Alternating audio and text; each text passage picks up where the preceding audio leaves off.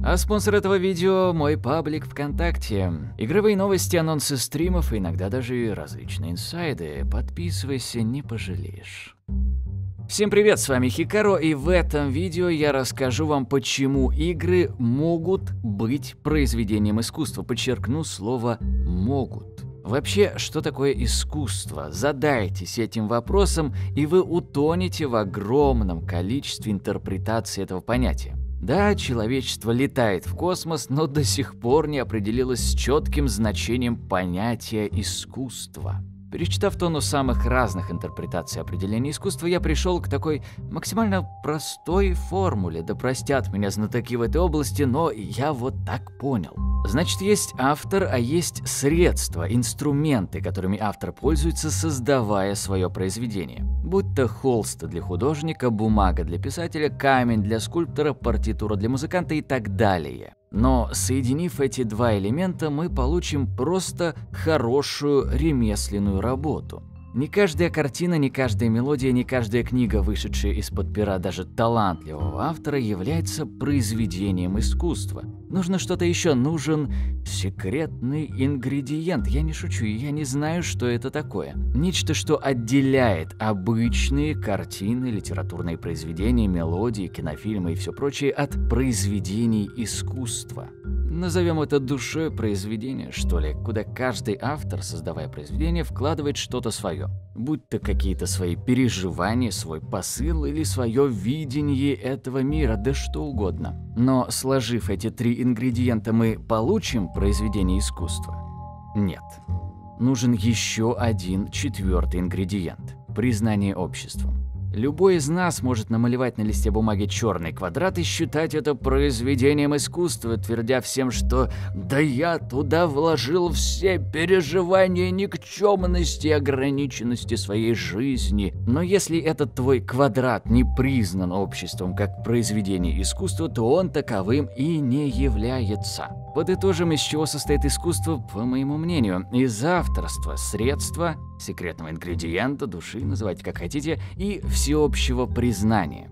Я вот до некоторых пор вообще не понимал современного искусства. Посещая различные выставки, я ума не мог приложить, почему это выставляется на показ и считается искусством. Но все это полностью подходило под мой перечень ингредиентов, за исключением одной детали – свободы в средствах, в инструментах самовыражения. Я понял, что мои суждения жутко консервативны и привязаны к каким-то понятиям, которые навязывались нам с детства, что искусство – это нечто элитарное, строгое, подвластное пониманию только высшим категориям общества. Но нет, искусство – это прежде всего свобода самовыражения, которая не ограничена никакими средствами. И вот я уже, чуете, подхожу потихоньку к развязке. Раз средства не ограничены, то искусство может поселиться в любой сфере, в любой, и в играх в том числе.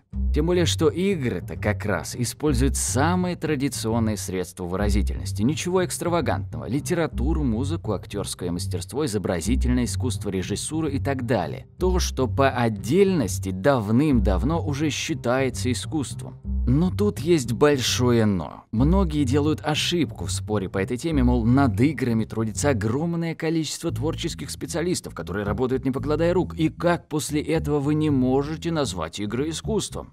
Да легко.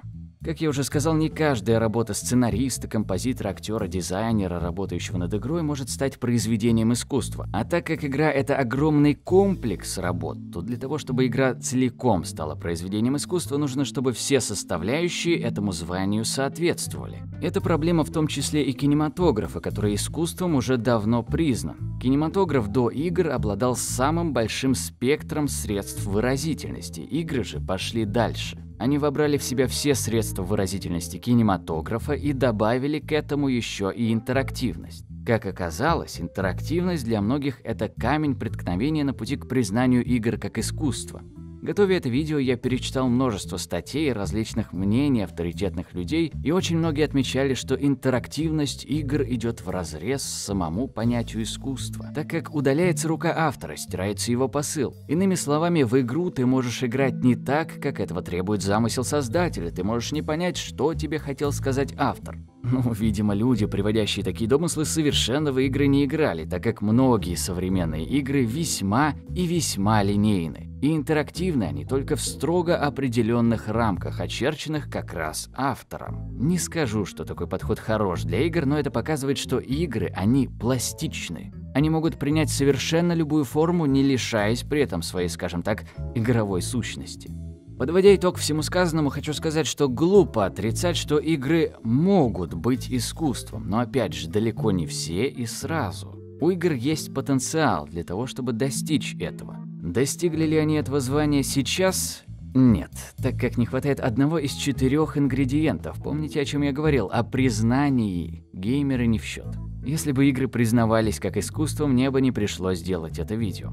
Но признание такая вещь, сегодня нет, завтра есть. И только время покажет, кто прав, а кто нет. И почему-то мне кажется, что это всеобщее признание игр как искусства не за горами.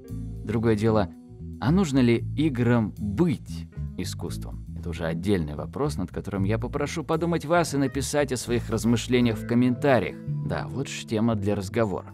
Спасибо всем, кто досмотрел до конца. Не забудьте влепить лайк, дизлайк и комментарий. У микрофона с вами, как всегда, был я, Хикару. Всем успехов и пока.